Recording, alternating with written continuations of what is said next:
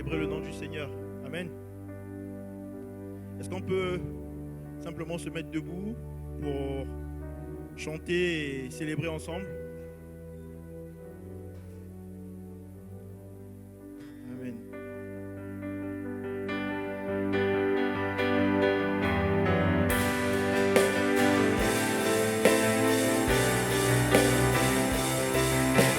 Que le nom du Seigneur puisse résonner en ce lieu. Nous sommes réunis ce matin, c'est pour le célébrer, c'est pour l'honorer. Amen. Avant que chante, que ton nom résonne en ce lieu.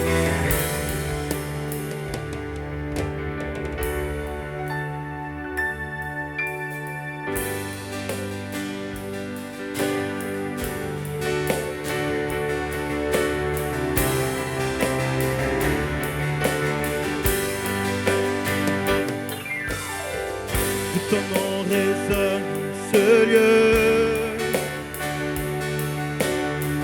que ton nom résonne en ce lieu, que ton nom résonne ce lieu, Jésus, que ton nom résonne en ce lieu. Oh oui, encore une fois, que ton nom résonne. Oh oui, que ton nom résonne, que ton nom résonne, oh Jésus, Jésus, que ton nom résonne en ce lieu, que les murs tremblent au son de nos louanges, alors que nos voix s'unissent à cette licence. Répands sur nous ton esprit, ta puissance. Oh Jésus, oh oui, que ton nom résonne, que ton nom résonne, que ton nom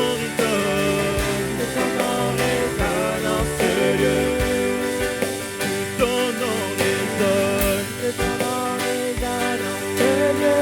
Oh Jésus, Jésus, que ton nom résonne en ce lieu.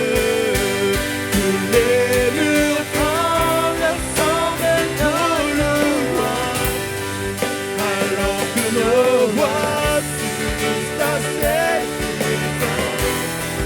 Répands sur nous ton esprit, ta puissance. Oh Jésus, oh Jésus, que les murs tremblent au son de nos louanges, alors que nos voix s'unissent à cette puissance. Répands sur nous ton esprit, ta puissance. Oh Jésus, oh Jésus, Jésus, nous chantons ton nom en ce lieu. Oui, nous invoquons ton nom.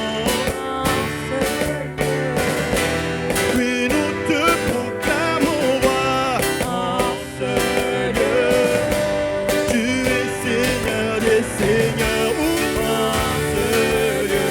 Jésus, Jésus, nous chantons ton nom. Oui, nous invoquons ton nom.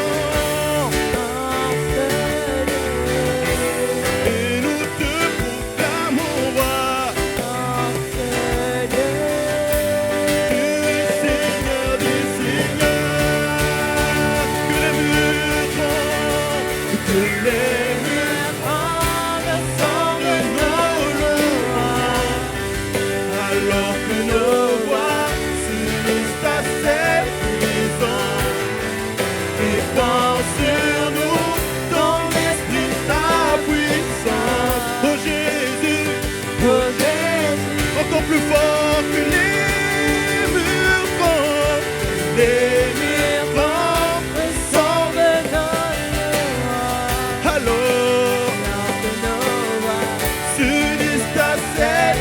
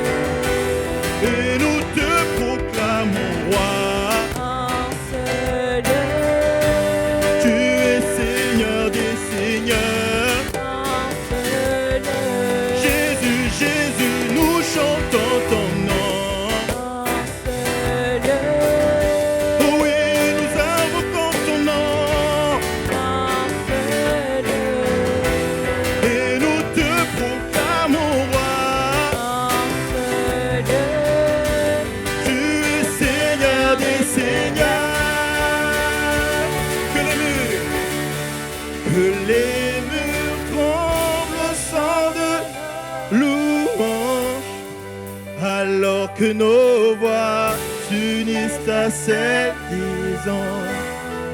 Répands sur nous ton esprit, ta puissance. Amen. Oh Jésus, une dernière fois que les murs tremblent, que les murs tremblent au son de nos louanges, alors que nos voix s'unissent à celles des anges. Répands sur nous ton esprit, ta puissance, ô Jésus. Alléluia. Alléluia. Merci Seigneur. Merci mon Dieu. Ton nom est le plus grand, ton nom est tout puissant, ton nom est au-dessus de tout. Puissance, autorité, royaume et dignité, ton nom est au-dessus de tout. Ton nom est le plus grand, ton nom est tout puissant, ton nom est au-dessus de tout. Puissance, autorité, royaume et dignité, ton nom est au-dessus. Ton nom est le plus grand, ton nom est tout puissant, ton nom est au-dessus de tout. Au-dessus de toute puissance, autorité. Puissance, autorité, royaume et dignité, ton nom est au-dessus. Ton nom est le plus grand, ton nom est tout puissant, ton nom est au-dessus de tout. Puissance, autorité, autorité, royaume et dignité, ton nom est au-dessus de tout. Et les anges acclament. Tu es saint, l'univers proclame. Tu es saint, oui tu es glorifié.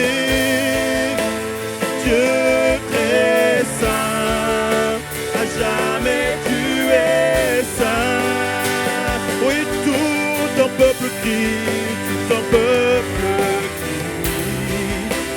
Tu es saint, toi le roi des rois. Tu es saint, oui, Dieu d'éternité.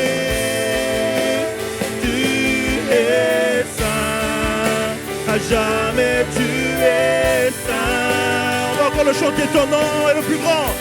On y va, ton nom. Ton nom est le plus grand, ton nom est tout puissant, ton nom est au-dessus de tout. Puissance, autorité. Puissance, autorité, royaume et dignité, ton nom est au-dessus. Ton nom est le plus grand, ton nom est tout puissant, ton nom est au-dessus de tout, de toute puissance, autorité. Puissance, autorité, royaume et dignité, ton nom est au-dessus de tout. Encore une fois, ton nom est le plus grand, ton nom est tout puissant, ton nom est au-dessus de tout. Au-dessus de puissance, puissance, autorité, royaume.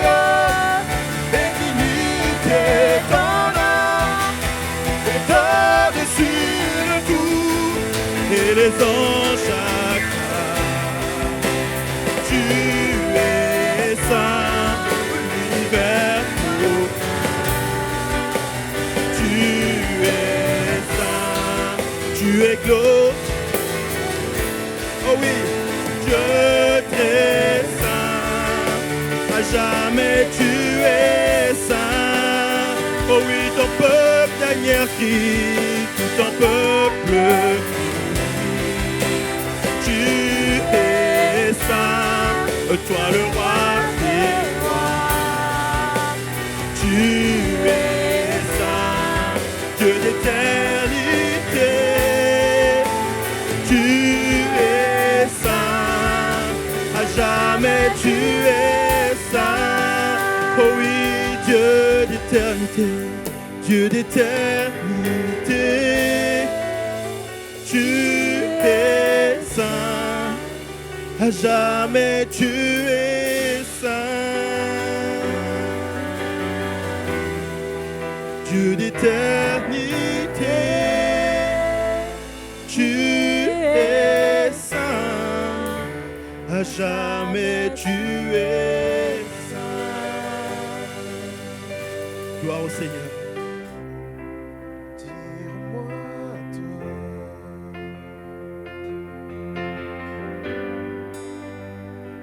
ne me laisse pas.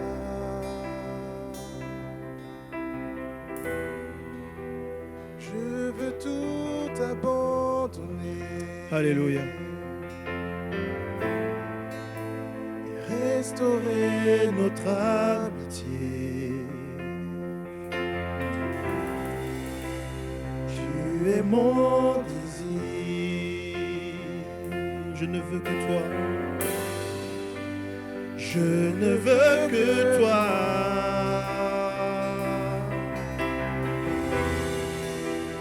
Rien ne peut te remplacer. Dans tes bras je suis rassuré. Montre-moi la voie. Montre-moi la voie qui me ramène à toi.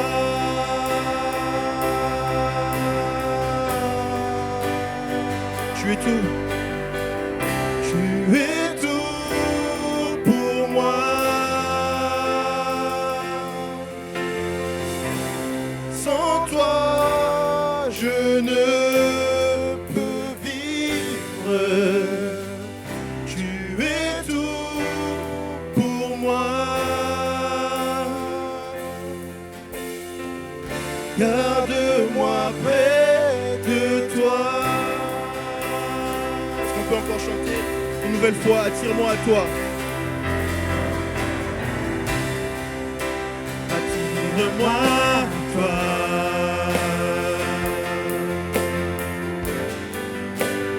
Ne me laisse pas.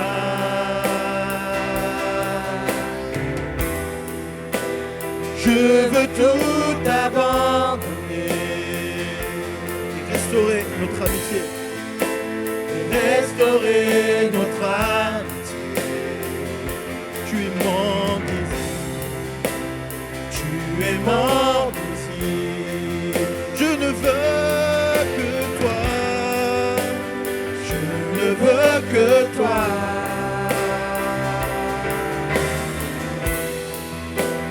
Rien ne peut te remplacer. Dans tes bras je suis rassuré. Montre-moi la voie. Montre-moi la voie qui me ramène à toi. Oh, oh, tu es tout. Tu es tout pour moi. Puis sans toi, je ne peux. Sans toi, je ne peux vivre. Tu es tout pour moi. Garde-moi près de toi. Tu es tout pour moi. Tu es tout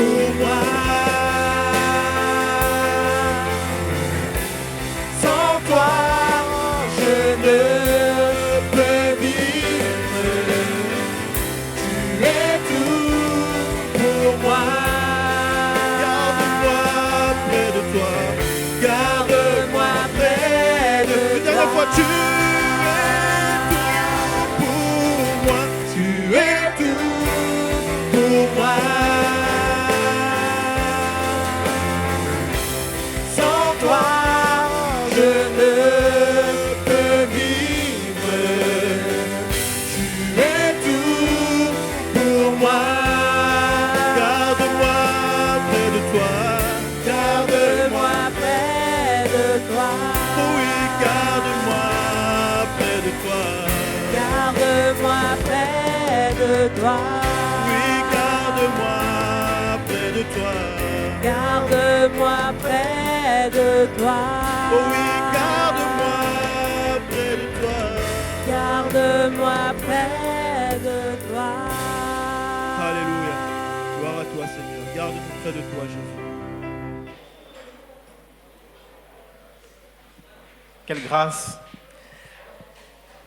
que nous fait notre Seigneur de nous réunir encore là ce matin. Et c'est toujours un privilège quand on peut se déplacer et venir en ces lieux, rassembler ensemble pour non seulement célébrer la grandeur de notre Seigneur à travers des chants et des louanges, mais aussi pour pouvoir l'écouter nous parler. Amen.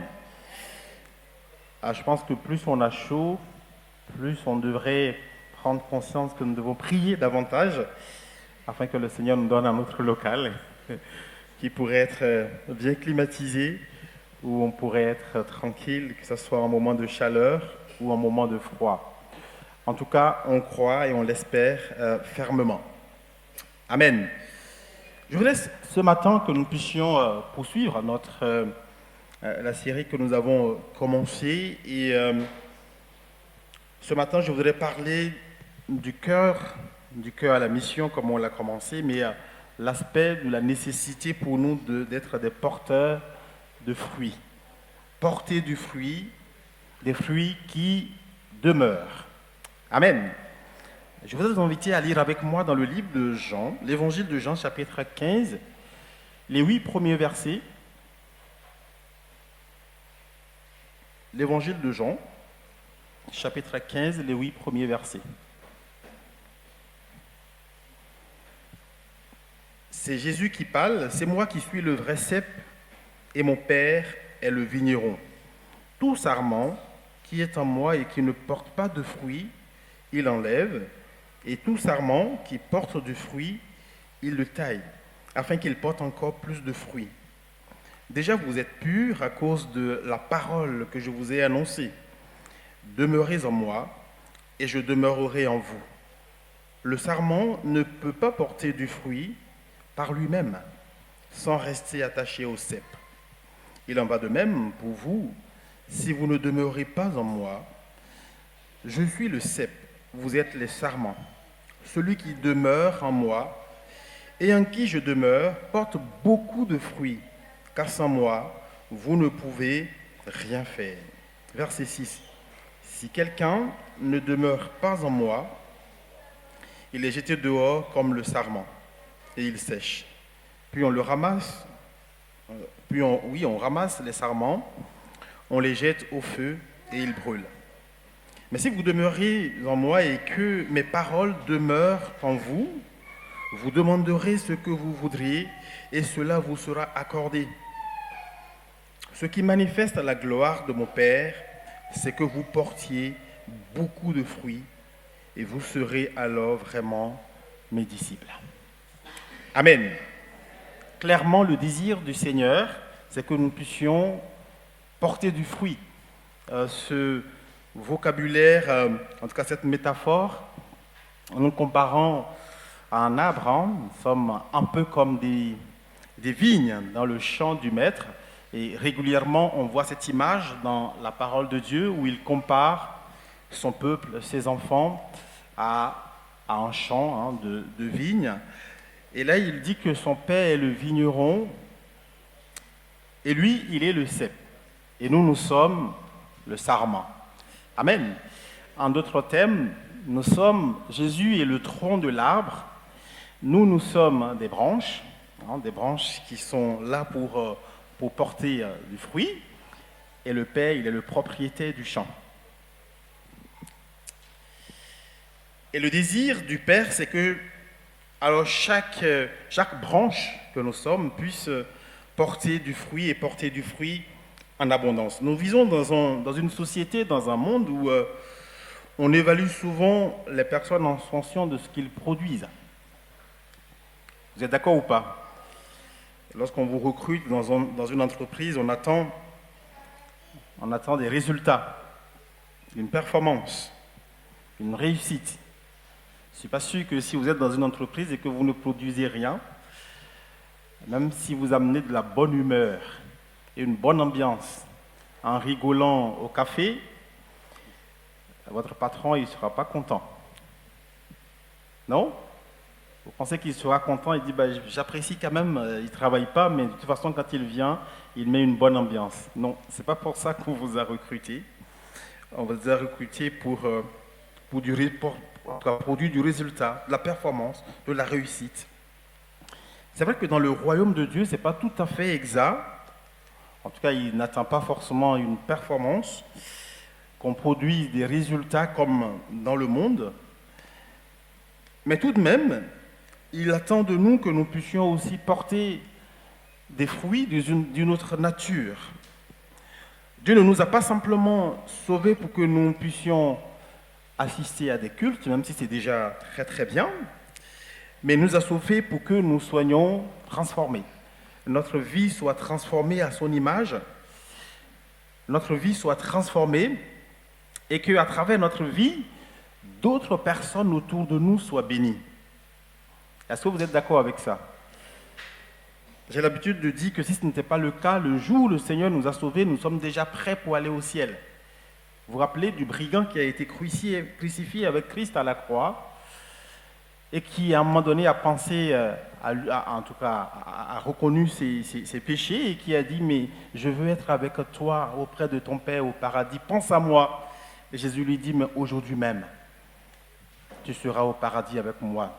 Il lui a pas dit « Descends de la croix et va accomplir des œuvres ». Non, tout simplement, il était déjà prêt parce qu'il a reconnu ses péchés et il a reconnu Christ comme étant le Sauveur. Donc le jour où on a cru au Seigneur, ce jour-là, on est déjà prêt pour partir. Et pourquoi le Seigneur nous laisse là? Il nous laisse là parce qu'il veut transformer notre vie afin qu'à travers nous, d'autres personnes aussi soient bénies, puissent reconnaître l'amour de Dieu. Nous avons, ces dimanches précédents, parlé du fait que Dieu, il veut notre cœur. Nous avons aussi mis l'accent sur le fait que Dieu nous appelle à sortir de notre zone de confort, n'est-ce pas? Nous avons aussi dit que c'était important que la flamme de Dieu qui a été allumée dans notre cœur puisse rester allumée. Et nous avons dit Dieu recherchait des personnes qui étaient disponibles. La nécessité de se laisser, de se rendre disponible. Et aujourd'hui, alors nous parlons de la nécessité de porter du fruit pour la gloire de notre Seigneur. Et le premier élément que je voudrais souligner dans ce texte, qui est quand même très très important, si nous voulons porter du fruit, je pense que c'est le désir de chacun d'entre nous, et je pense que nous le comprenons très bien, porter du fruit, c'est vraiment se laisser transformer pour bénir les autres, pour bénir d'autres personnes. C'est aussi simple que ça. Est-ce que c'est clair pour tout le monde? Et donc, si nous voulons porter du fruit, le Seigneur nous indique le chemin. Il nous indique le moyen, il nous indique ce que nous devons faire pour devenir des personnes transformées au jour le jour. Et on sait que cette transformation, elle court toute notre vie. Amen. Nous avons besoin, peut-être déjà humainement parlant, de nous améliorer tous les jours. Mais au regard de la parole de Dieu et de la pensée de Dieu, pour porter du fruit, nous avons besoin de cette transformation de notre caractère, de notre vie, tous les jours.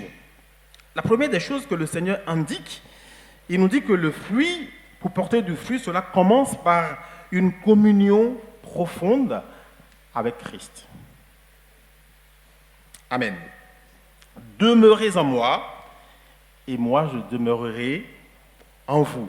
Et il a dit clairement que sans moi, vous ne pouvez rien faire. Et la métaphore utilisée, elle est très intéressante lorsque vous coupez une branche du tronc d'un arbre. Lorsque vous détachez la branche, vous êtes convaincu que cette branche, elle ne peut plus produire des fruits. En tout cas, celle qui a été détachée. On est d'accord? Elle est utile que peut-être qu'en hiver, parce qu'elle va servir à réchauffer d'autres personnes. Il y a une forme d'utilité pour cette branche qui a été coupée, bien évidemment, mais pas forcément celle à laquelle, cette utilité à laquelle le Seigneur l'attend. Et donc, le Seigneur est en train de nous expliquer clairement que si nous nous sommes détachés de cette branche, en tout cas de ce tronc, nous ne pourrons plus être très utiles pour notre Seigneur. Moi, je pense que demeurer en Christ nécessite un certain nombre de disponibilité, des choses que nous avons évoquées tout à l'heure, mais je pense surtout que le Seigneur a créé les conditions pour que nous puissions demeurer en lui. Et si je reviens sur l'image qu'il nous donne, donc le père, le vigneron, le propriétaire du champ, en quelque sorte, le propriétaire des vignes, le propriétaire des arbres, si vous voulez ainsi. Et Jésus se positionne comme étant le tronc. Amen.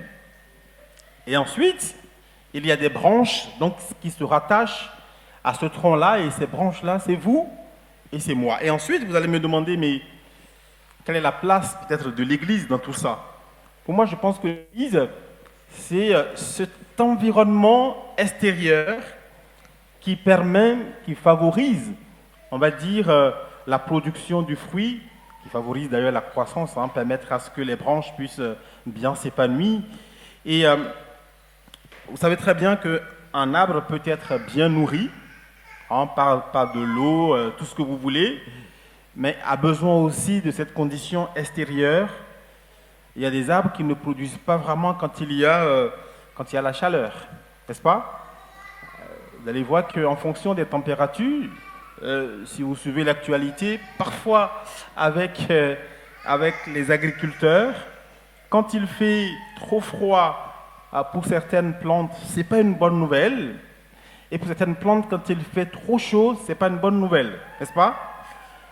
Bien que ces plantes soient bien entretenues, bien nourries, connectées, on va dire, comme on appelle à la bonne branche, comme cela se doit. En tout cas, les branches sont connectées au bon tronc.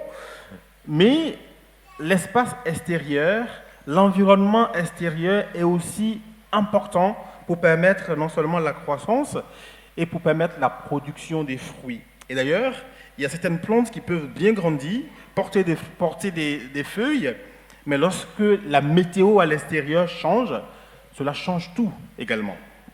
Je veux simplement indiquer que l'Église, c'est cet espace qui est comme une météo extérieure.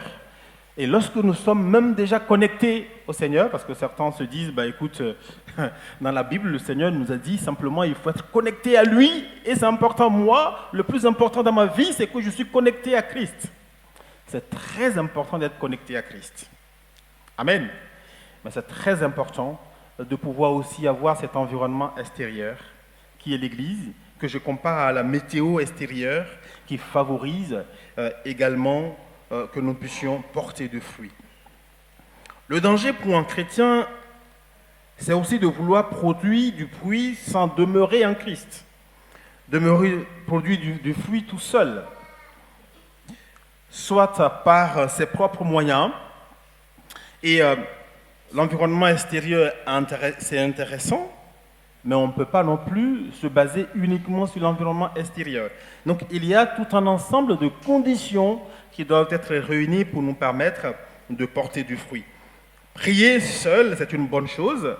Écouter des prédications sont de très très bonnes choses. Travailler pour servir le Seigneur, servir la cause de Dieu, toutes ces choses sont très très bonnes. Mais Dieu ne cherche pas d'abord des ouvriers efficaces. Il cherche d'abord des disciples qui vivent dans sa présence. Et c'est ce que je voudrais que nous puissions retenir ce matin, bien-aimés dans le Seigneur. Dieu cherche d'abord et avant tout des disciples qui marchent avec lui. Est-ce que tu es un disciple ou est-ce que tu es bien simplement à l'église? Ce que j'aime avec Jésus, c'est qu'il n'a jamais créé une dénomination. Amen. Toutes les dénominations qui existent aujourd'hui ont été créées par des humains. Alors, je ne suis pas en train de dire que c'est des mauvaises choses, mais je veux juste dire que ce sur quoi Jésus a mis l'accent, c'est notre relation d'abord avec lui. C'est dans la mesure où nous avons une relation avec le Seigneur que nous pouvons rechercher une météo extérieure qui nous permette de pouvoir renforcer cette relation. Vous êtes d'accord avec moi? Ce n'est pas l'inverse. Ce n'est pas parce que la météo extérieure est peut-être favorable que nous pouvons grandir.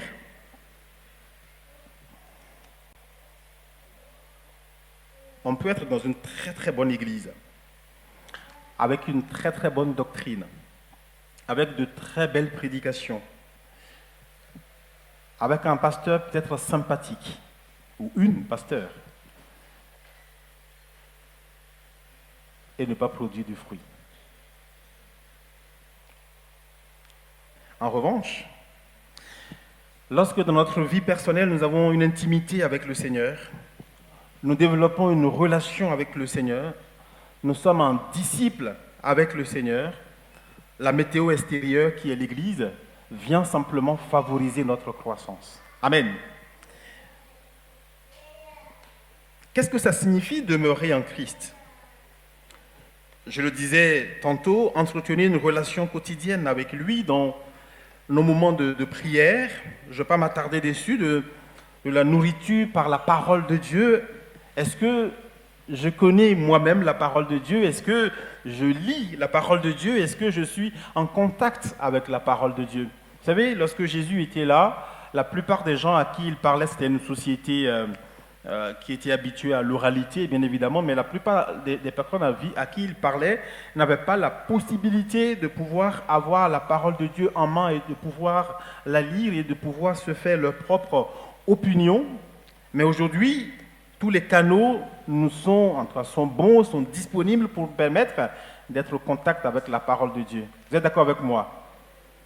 Vous pouvez la lire, vous pouvez avoir une Bible papier, une Bible sur tablette, une Bible sur votre ordinateur.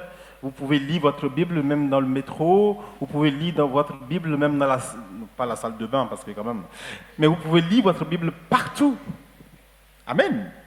Et donc, il n'y a pas d'excuse véritablement pour ne pas être en contact avec notre Seigneur. Préserver dans la prière, parce que parfois certains me posent la question, mais les gens qui appartiennent à peut-être des églises qui sont des églises que de l'extérieur, nous on voit par exemple que ce sont des églises un peu bizarres, l'accent n'est pas mis sur la parole de Dieu.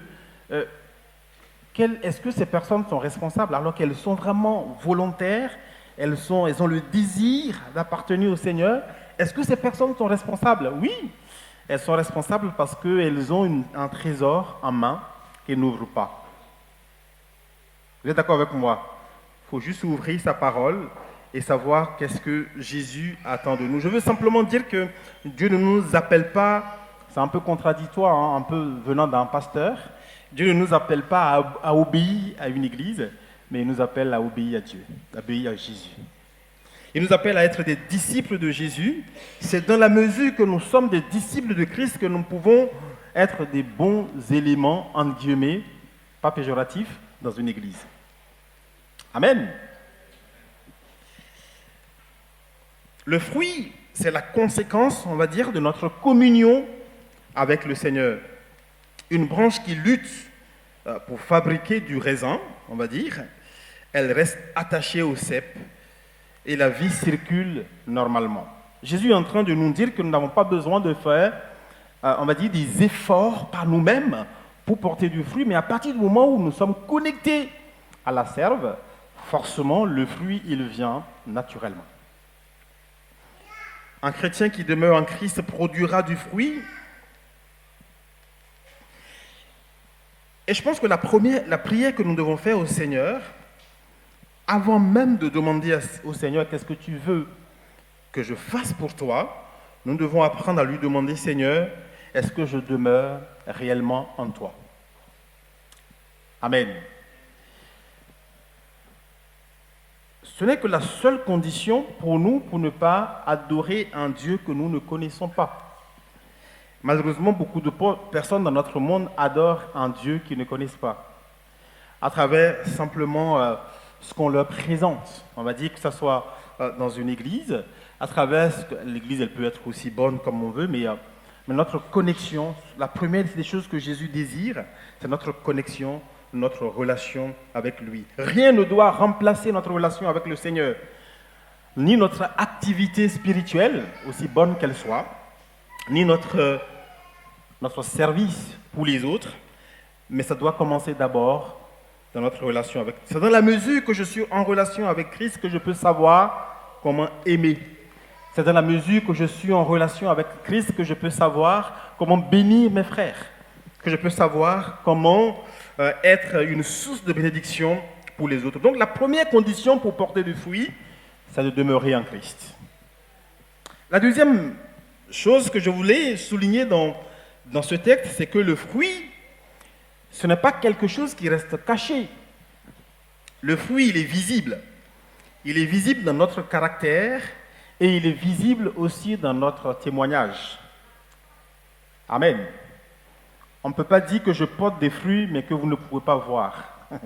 Moi, mes fruits sont cachés. Non, il n'y a pas de fruits cachés. Jésus a dit que nous reconnaîtrons les faux et les bons prophètes par leurs fruits, parce qu'ils produisent, parce qu'ils dégagent, parce qu'ils montrent à l'extérieur. Donc le fruit, c'est quelque chose de visible. Amen. Non, il n'y a pas d'amen. Je veux dire que si tu es en Christ et que tu estimes que ta vie change, tu estimes que Dieu t'a fait du bien, tu estimes qu'il y a une transformation dans ton cœur, forcément, ça doit être visible par les autres. Et ça, c'est extrêmement important, bien-aimés dans le Seigneur. Le fruit n'est pas simplement une activité. Et d'ailleurs, le premier fruit que Dieu recherche, c'est notre transformation. Une transformation intérieure. La transformation, elle se passe à l'intérieur, mais elle est visible à l'extérieur. En tout cas, les fruits sont visibles à l'extérieur. Quand Jésus vit en nous, cela se voit. Le fruit correspond très souvent à ce que nous connaissons dans Galates 5, 22. L'amour, la joie, la paix, la patience, la bonté, la fidélité, la maîtrise de soi. Ce sont des choses que le Seigneur veut que nous puissions manifester, produire au quotidien. En tout cas, travailler lorsque nous sommes connectés à la serve, lorsque nous sommes connectés au tronc qui est Jésus, le cep, alors nous pouvons manifester l'amour de Dieu, la joie qui vient, pas la joie simplement parce qu'on a bu une goutte d'alcool ou parce qu'on est allé danser sur les Champs-Élysées, mais c'est la joie qui est une joie profonde qui est là même au milieu des épreuves. La paix de Dieu. Amen. Qui surpasse toute intelligence. Oui, ça peut être utopique, mais ça se vit uniquement que si on est connecté à Christ.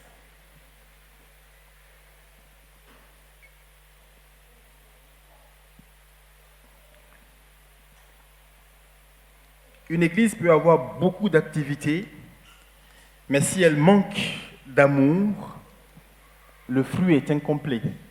Vous êtes d'accord avec moi? Une personne peut aussi avoir beaucoup d'activités pour le Seigneur, mais si elle manque d'amour, cette personne manque d'amour, le fruit, il y a quelque chose d'incomplet dans sa vie.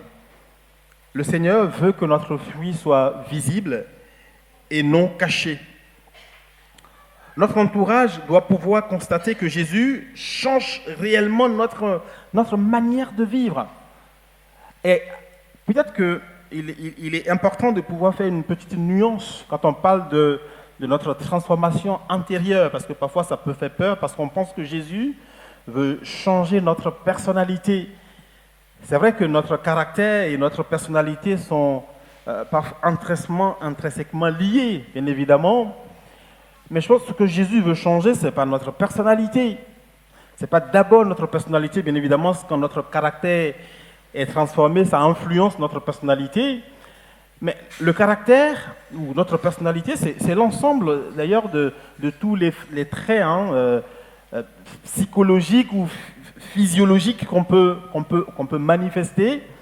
Notre caractère, notre personnalité, on peut être une personne timide ou réservée. Amen. Je sais que souvent on se base sur le test de Timothée pour dire que Dieu veut qu'on ne soit pas timide et que nous ayons un esprit. Et donc, les personnes qui sont timides peuvent se culpabiliser en disant vraiment, je ne peux pas être utile pour le Seigneur. Est-ce que vous savez que l'apôtre Paul était quelqu'un de réservé? Non? Ah, c'est surprenant. Mais l'apôtre Paul était quelqu'un de réservé, nous dit-on. D'ailleurs, les Corinthiens lui reprochaient d'être beaucoup plus virulent quand il écrit que quand il est présent. Hein? Quand il est présent, il est assez réservé, mais quand il écrit, c'est très clair. Et donc, il le comparait un peu à Apollos, vous connaissez un peu cette histoire, qui lui, c'est quelqu'un qui doit être extraverti, avec une capacité de communication. Quand il est présent, sa présence embrase la salle, en quelque sorte. Mais vous ne pouvez pas me dire que l'apôtre Paul n'est pas efficace dans le champ de Dieu. On est d'accord? Avec sa timidité, non, c'est pas la même chose. Avec le fait qu'il soit une personne réservée, cela ne l'empêche pas de pouvoir véritablement être un instrument dans les mains de Dieu. Notre personnalité est la résultante de beaucoup de choses que nous ne pouvons pas changer d'un coup. On est d'accord? La résultante de notre éducation en famille, en fonction de la famille dans laquelle nous venons, la résultante de notre société, on va dire la société dans laquelle nous avons vécu, les résultantes d'un certain nombre de choses de notre environnement dans lequel nous avons vécu. Et donc, ce n'est pas quelque chose qu'on peut changer tout de suite. Et Jésus n'est pas venu pour nous bouleverser dans notre personnalité. Mais par contre, ce qu'il désire, c'est notre caractère. Vous êtes d'accord avec moi qu'on peut être réservé et avoir beaucoup d'amour dans son cœur? Non? Comme on peut être très extraverti, être à l'aise partout et ne pas aimer les gens. Jouer juste de la comédie. Ce que Jésus veut, c'est que, quelle que soit notre personnalité, que nous puissions travailler le caractère, notre caractère, pour que nous ayons le caractère de Christ en nous. Réservé, mais avec beaucoup d'amour. Amen. Il m'est arrivé une fois d'aller dans plusieurs fois. Je suis allé dans une église et le défaut, on va dire, de nous les prédicateurs, c'est que quand tu arrives et que quelqu'un prêche, c'est que tu scannes un peu. Hein. C'est un peu une déformation, si vous voulez, professionnelle. Hein. Ça tourne un peu dans la tête comme ça. Tu scannes en fonction de tout ce qu'on t'a appris théologiquement. Il y a un mot qui est sorti de travers. Voilà. C'est un danger. Je ne dis pas que c'est une bonne chose à faire. On est appelé à travailler sur ça pour écouter quand même ce que Dieu communique, que d'être là à scanner. Mais c'est un défaut. Donc j'arrive plusieurs fois, je suis allé dans cette église-là et honnêtement, la prédication, franchement, c'était pas... Voilà. C'est pas ça, voilà, si vous voulez. J'ai l'impression d'entendre la même chose tout le temps que je suis allé là. Mais c'était une église où il y avait plus de 500 personnes. Et les gens se bousculaient pour venir à l'église le dimanche matin. Et je regardais, je me dis, mais qu'est-ce qu'ils viennent écouter réellement? Qu'est-ce qui les attire? Et après, en échangeant les uns avec les autres, j'ai compris que cet homme de Dieu, c'est un homme qui avait le cœur de Dieu. Amen. Il avait le cœur de Dieu, il aimait les gens. Pourtant, c'est quelqu'un qui est très très distant. Hein. Parfois, vous dites bonjour, à peine il vous répond. Mais il aimait les gens. Et les gens pouvaient le voir autrement, pouvaient voir cet amour, malgré son... Je pense que c'est quelqu'un de très réservé à la base. Donc, malgré ce caractère de quelqu'un de très réservé, il est un instrument puissant entre les mains du Seigneur et les gens aiment venir écouter ce qu'il dégage tous les dimanches matins. Amen. C'est pour encourager quelqu'un ce matin en disant que Dieu ne te juge pas par rapport à ton caractère, par rapport à ta personnalité, pardon. Il ne te juge pas, il ne te met pas de côté. Peut-être que c'est toi-même qui te mets de côté en disant, mais avec mon caractère, je prends l'exemple d'être réservé, mais c'est souvent celui qu'on souligne le plus. Ah, moi, je suis réservé, je ne peux pas. Bon, parfois, c'est dit, je suis timide, je ne peux pas. Et j'ai pu comprendre. C'est pas nouveau, que ce soit même dans la parole du Seigneur, lorsque Dieu a appelé Moïse, qu'est-ce qu'il lui a dit? Il lui a dit quoi? Je ne sais pas parler. Bon, une manière de dire je suis timide. Et on a vu plus tard que ce n'était pas du tout quelqu'un qui ne savait pas parler, il savait parler, n'est-ce pas? On a vu que malgré ce qu'il considère comme un handicap, Dieu peut se servir de lui à une seule condition. Vous savez, lorsque Josué devait remplacer Moïse, il s'est présenté devant le peuple en disant « Dieu m'a choisi pour remplacer Moïse ». Et qu'est-ce que le peuple lui a répondu? Veille simplement à ce que Dieu soit avec toi. Amen. Autrement dit, sois simplement connecté à Dieu et nous allons te suivre. Bien-aimé dans le Seigneur, peut-être que le fait que il n'y a pas beaucoup de succès, tu ne vois pas beaucoup de fruits, ce n'est pas lié au fait que tu n'as pas forcément beaucoup de talent comme tu le penses. Ce n'est pas lié à ta personnalité, parce que quand tu regardes l'autre là-bas, il est à l'aise partout, il a tout pour lui. Ce n'est pas du tout lié à ça. Peut-être que c'est lié simplement au fait que tu n'es pas réellement connecté. Et si tu peux simplement travailler ta connexion avec le Seigneur, le résultat serait totalement différent. Amen. J'ai vu parfois des gens qu'on a mis à l'écart alors qu'ils avaient un appel dans leur cœur qui brûlait. On leur a dit tout simplement, franchement, on ne voit pas vraiment cet appel en toi.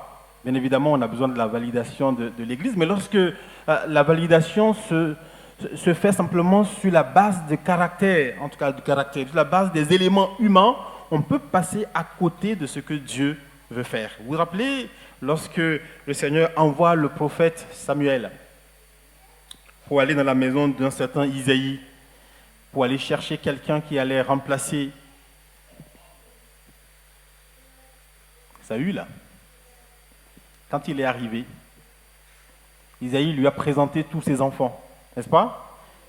Il a présenté les vaillants et il a oublié un.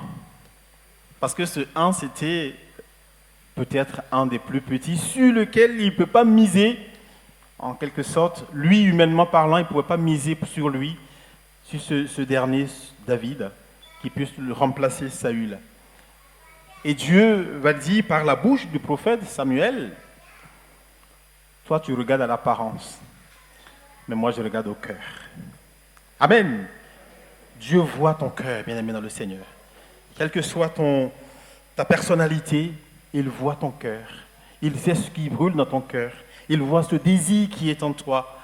Et il veut que tu puisses cultiver ta relation avec lui.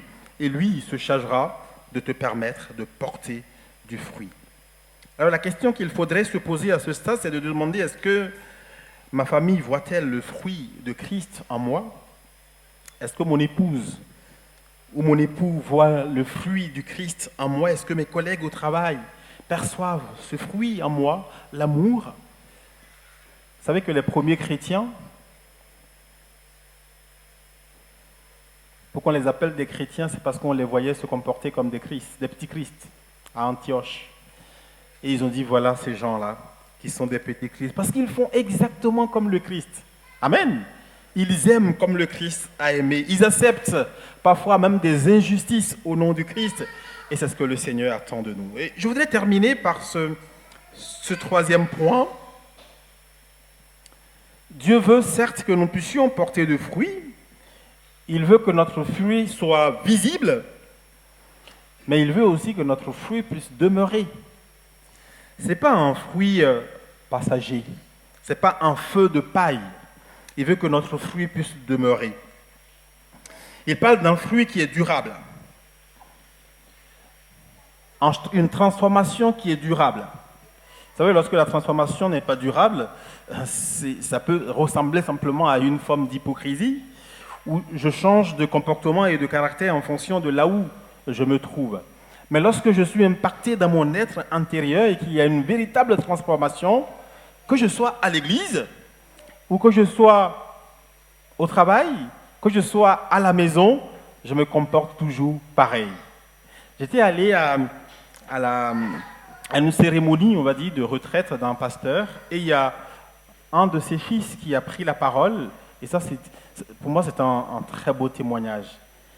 Et il dit de son père, nous, on n'a pas connu notre papa pasteur à l'église et une autre personne à la maison. Il a été le même partout. Il est pasteur à l'église, pasteur à la maison. En fait, on n'a pas vu de différence, en fait. Amen. Et c'est ce qui doit être bien aimé dans le Seigneur. Il ne doit pas avoir de différence entre quand je viens à l'église, quand je suis à la maison, quand je suis au travail, mais on doit être, c'est nous, notre personne. Jésus ne changeait pas en fonction des milieux dans lesquels il se trouvait. Il restait Jésus, le Fils de Dieu. Il aimait les gens.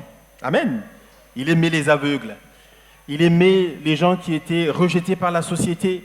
Et même quand il arrive, tout le monde dit à Batimée, tu ne peux pas t'approcher de lui. Il dit non, dites-lui de venir. Lorsque les enfants voulaient venir le voir, certains l'ont empêché de pouvoir voir les enfants en disant, mais il n'est pas là pour les enfants. Et Jésus dit, laissez venir à moi les enfants, parce que le royaume de cieux est pour ceux qui leur ressemblent. Et pour que notre fruit demeure, c'est que nous acceptons d'être transformés de l'intérieur, une transformation profonde. Le plus beau fruit d'une personne qui rencontre Jésus, c'est la transformation. Chaque croyant est appelé à participer bien évidemment à l'œuvre du Seigneur, mais la première des choses que Dieu recherche, c'est d'abord se laisser entièrement transformer. Être des disciples et former aussi des disciples. C'est-à-dire qu'à partir du moment où le Seigneur m'a transformé, je veux aussi que d'autres personnes soient transformées. Et enfin, veiller à ce qu'il y ait un héritage spirituel qui demeure. Amen. Nous avons des héritages spirituels à transmettre. Qui que nous soyons, où que nous soyons, là je ne parle pas simplement des parents, mais je parle de tout le monde. Si nous sommes des disciples de Christ, nous avons un héritage spirituel à transmettre. Est-ce que nous veillons à cet héritage spirituel et la manière dont nous la transmettons? On est tous concernés, tous responsables. Jésus a dit que c'est nous, tous ensemble, qui devons faire des disciples. Et c'est nous, tous ensemble, qui devons permettre à ce que l'héritage spirituel de Christ soit transmis de génération en génération. Amen.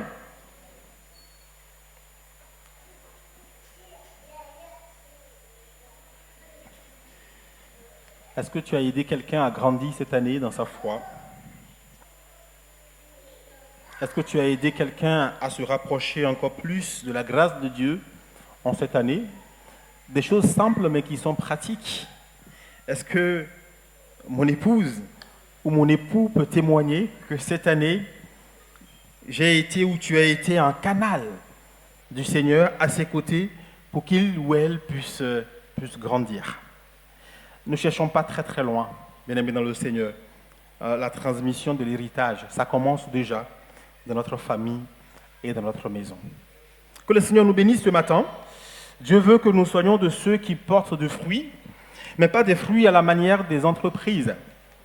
Il ne veut pas, en tout cas porter du fruit, ne veut pas simplement dire réussir brillamment dans une carrière, en tout cas dans notre carrière, que ce soit professionnelle ou carrière spirituelle. Mais réussir au sens de Dieu, c'est de se laisser nous-mêmes transformer d'abord, afin que nous soyons des instruments précieux entre les mains du Seigneur pour pouvoir bénir d'autres personnes. Et connais mon cœur, éprouve-moi, Seigneur,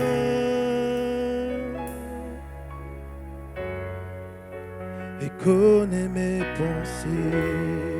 Sonde-moi, sonde-moi, ô Dieu,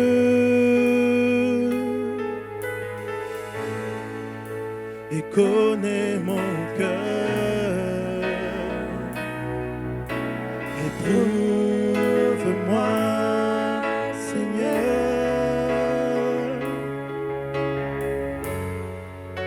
et connais mes.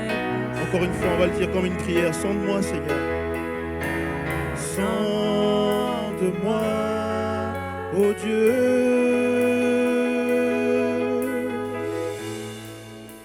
Et connais mon cœur. Éprouve-moi, Seigneur,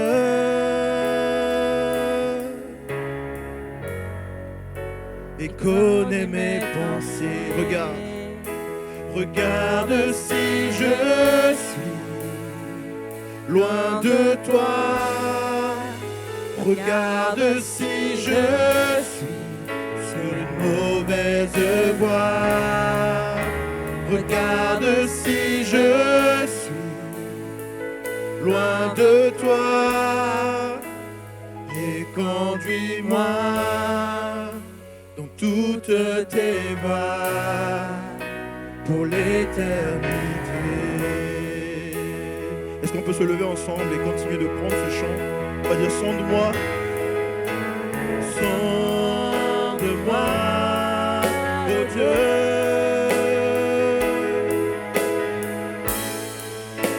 Et connais mon cœur. Éprouve-moi, Seigneur. Et connais mes pensées. Encore une fois, sonde-moi, sonde-moi, oh Dieu.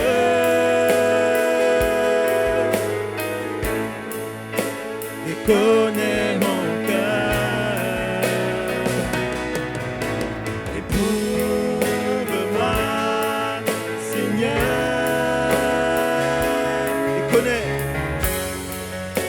Et connais mes. Regarde si je suis, regarde si je suis loin de toi. Regarde si je suis sur une mauvaise voie. Regarde si je suis loin de toi. Et conduis-moi, conduis-moi. Et conduis-moi.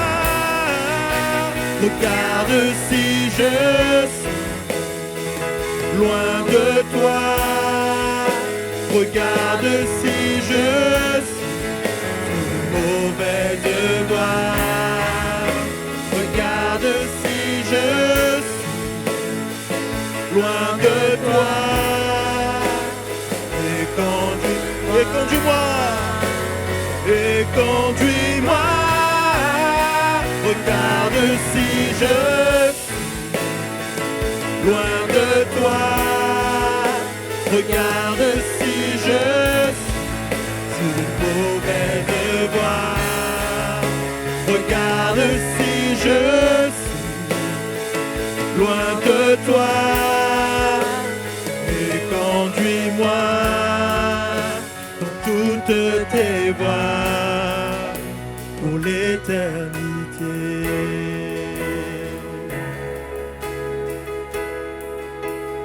Et conduis-moi dans toutes tes voies pour l'éternité.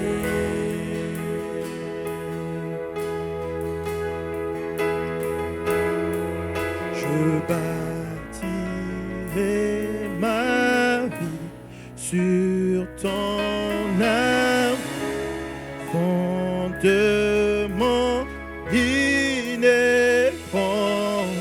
Et j'ancrerai ma foi en ton nom. Non, je ne tremblerai. Je bâtirai ma vie sur ton amour, fondement inébranlable. Et j'ancrerai ma foi en ton nom. Non, je ne tremble. Tous ensemble, je bâtirai ma vie, je bâtirai ma vie sur ton amour, fondement inébranlable. Et j'ancrerai ma foi en ton nom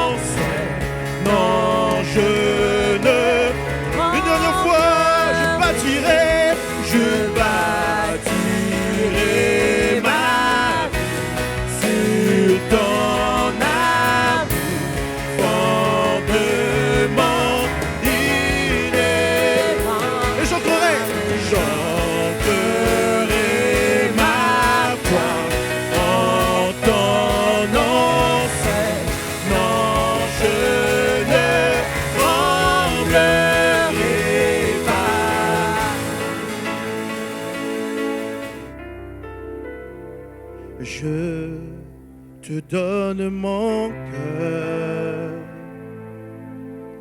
Il ne m'appartient plus. Ce que j'ai de meilleur, tout est pour toi. Tout est pour toi, Jésus. Un parfum de valeur. Un parfum de valeur. Sur toi est répandu. C'est l'offrande de mon cœur. C'est l'offrande de mon cœur. Je suis à toi. Est-ce qu'on peut chanter ensemble? Prends mon âme. Prends mon âme. Oui, prends mon cœur. Je te donne tout. Oui, prends ma vie. Prends ma vie. Oui, me voici. Je te donne tout. Mon cœur est à toi. Mon cœur est à toi. Tout à toi. Encore une fois, on va dire, je te donne mon cœur. Je te donne mon cœur. Il ne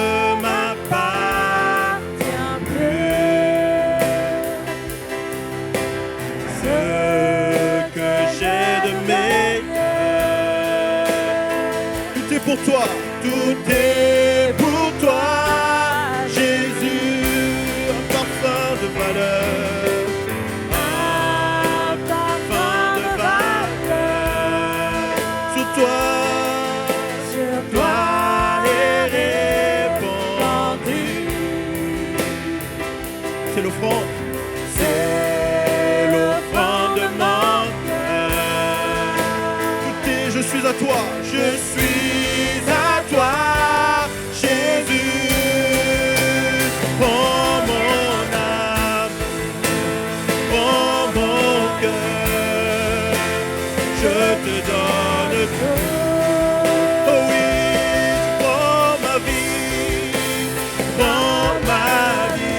oui, me voici, je te donne tout. Prends mon âme, prends mon âme, prends mon âme, prends mon cœur, je te donne tout. Je dis prends ma vie, Seigneur, prends ma vie, me voici, je te donne tout. Encore une fois, mon âme, prends mon cœur, je te donne tout. Prends ma vie, me voici, je te donne tout. Mon cœur est à toi.